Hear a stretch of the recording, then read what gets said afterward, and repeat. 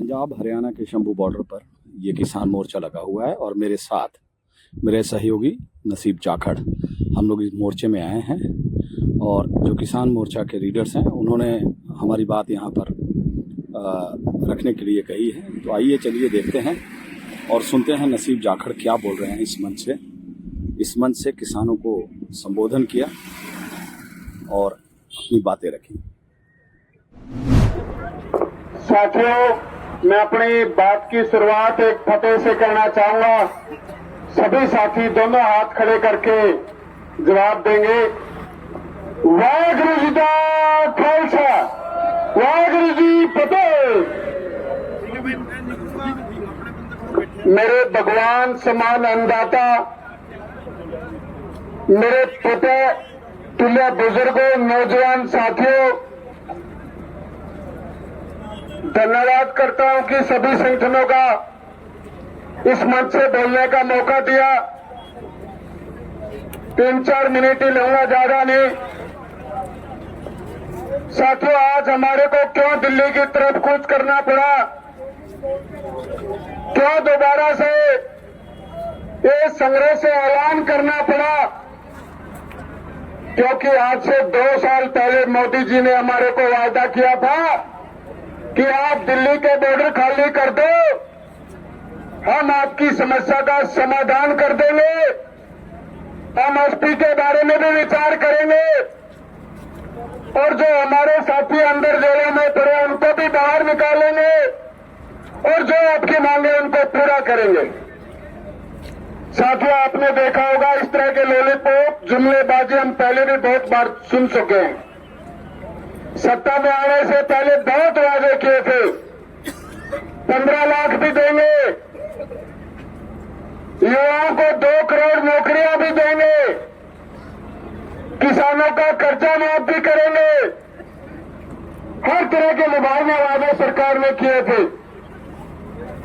चाहे सरकार ने सत्ता संभाली तो रिजल्ट आपके सामने है। कर्मचारियों की छंटनी की, उनको नौकरी से हटाने का काम किया। उसके बाद किसान आंदोलन हुआ, उनको आंदोलन जीवी, खालिस्तानी, गुंडागर्दी करने वाले पता नहीं क्या क्या नाम दिया। साथियों, 750 से ज्यादा किसानों की बलि ली। किसी का भाई गया, किसी का बेटा गया, किसी का सवाल गया। मैं आपके माध्यम से और जो ब्यूरोक्रेट के साथी खड़े हैं, एक बात कहना चाहता हूं। ए जालिम भाजपा सरकार, ए जालिम खट्टर सरकार, किसान कोई बड़ी मांग नहीं मांग रहा, वो अपने हक की लड़ाई लड़ रहा है, वो अपनी रोजी रोटी की लड़ाई लड़ रहा है, वो अपनी नस्ल और फसल की लड़ाई लड़ रहा है। आप उनकी समाधान करने की बजाय, आप उनकी मांग मानने की बजाय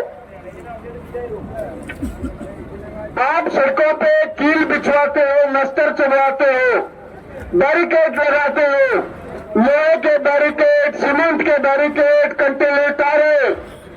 एक तरफ मोदी जी ने एक तरफ जवान को खड़ा कर दिया और एक तरफ किसान को खड़ा कर दिया। साथियों, इससे बड़ी दर्दनाक बात और क्या हो सकती है? वो भी हमारे बेटे हैं जिनको अशोक गैस के गोले छोड़ने पड़े, लाठी चार्ज करना पड़ा। बड़ा दर्द होता है। मैं कल वीडियो देख रहा था, हमारे बुजुर्ग किसान साथियों के ऊपर लाठी चार्ज किया, अशोक गैस के गोले छोड़े।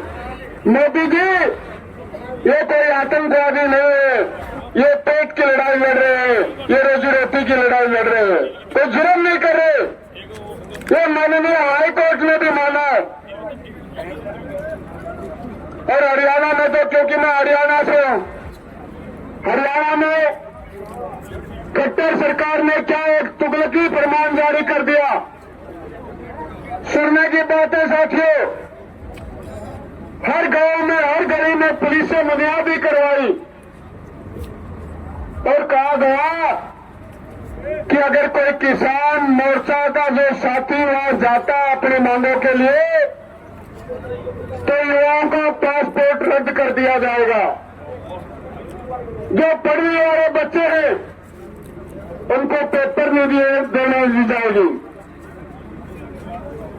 उनको पकड़ के नौजवानों को अंदर जेल में डाला जाएगा, उन पर मुकदमा दायर किया जाएगा। मैं पूछना चाहता हूं कतर की कतारा सरकार से,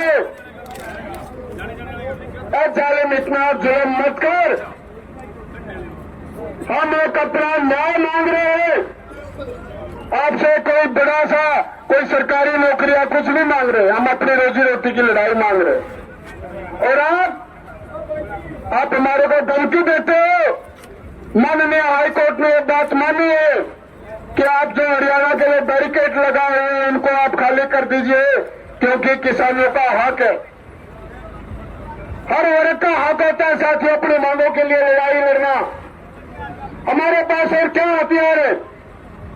सरकार के पास तो तोप भी है, असो गैस के गोले भी है, लाठियां भी है, गोली भी है। हमारे पास क्या है? हमारे पास तो हम शांति प्रिय तरीके से अपनी मांग मनवाना चाहते हैं। और सरकार क्या कहती है? कोर्ट के अंदर सरकार का हलफनामा ये दायर हुआ कि किसान उग्र है, वो उग्र दिखाते हैं। मैं बताना चाहूंगा कुछ मीडिया के साथियों से कि कभी कभी तो सच दिखा दिया करे। जो बड़े चैनल है, मैं सबकी बात नहीं कर रहा, बहुत सारे जो बड़े चैनल है वो दिखाते नहीं इस बात को। हम शांति प्रिय बैठे हैं, कहाँ उग्र है?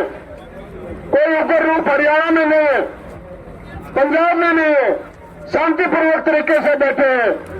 पर पब्लिक में एक छवि बनाने के लिए ये कह दिया जाता है कि किसान तो सड़क रोककर बैठे हैं, रास्ता रोककर बैठे हैं। तो बताना चाहता हूं ये जो रास्ता है किसानों ने नहीं रोक रखा है। ये रास्ता खट्टर सरकार और मोदी सरकार ने रोक रखा है। आप जाने दीजिए, रास्ता खाली हो जाएगा। जो पहले 1.25 साल से ज्यादा आंदोलन हमारा चला था, आराम से बैठेंगे अपनी मांगे मनवाने के लिए थे। 6 महीने लगे। 1 घंटे में एक किसान और मजदूर फांसी का फंदा लगा रहा है साथियों। सरकारी आंकड़े कर्ज के नीचे दबके जो 2 एकड़ का, 5 एकड़ का, 10 एकड़ का जमींदार है, जो किसान वो कैसे अपनी बेटे बेटी की शादी कर सकता होगा? कहां से इतना पैसा लेके आएगा जो अपना घर बना सके, बच्चों को पढ़ा सके? होता है साथियों गुजारा? खेती एक घाटे का सौदा बनके रह गई है। और स्वामीनाथन आयोग की रिपोर्ट क्या कहती है? वो यही तो कहती है कि उनको उनकी जो फसल है उनका उचित रेट मिले। आप किसी दुकान में चले जाइए, आप एक माचिस लोगे, आप एक छोटा सा कुछ सामान लोगे तो उसके ऊपर लिखा होता है रेट कि ये तो 50 रुपए का है, 100 रुपए का है। क्या आप किसी दुकानदार को कह सकते हो कि 500 रुपए की चीज है, मैं तो 100 रुपए में लूंगा? कोई नहीं कह सकता और ना वो दे। लेकिन जब रोड़ा आता है, जब हमारा किसान ट्रैक्टर ट्रालियों से अपनी फसल मंडी में डालता है, चाहे वो गेहूं है चाहे वो धान है, और कोड़ियों के भाव बेच के आता है, वहां हमारी फसल का रेट हम तय नहीं कर सकते। वहां भी सेलर वाले बड़े लाला और उद्योगपति करते हमारी फसल का रेट। फसल उगाए हम, पसीना बहाए हम, और फसल का रेट तय करे अडानी अंबानी। साथियों बहुत दर्द की बात है, बातें बहुत सारी थी, वक्त और भी बहुत ज्यादा है, लेकिन मैं तो एक बात मोदी जी से कहना चाहता हूं। ये सरदार वो सरदार है जो अपनी शर्तों कलम करा सकते हैं, लेकिन पीछे इतने का नाम नहीं है। मोदी जी जान लीजिए आज।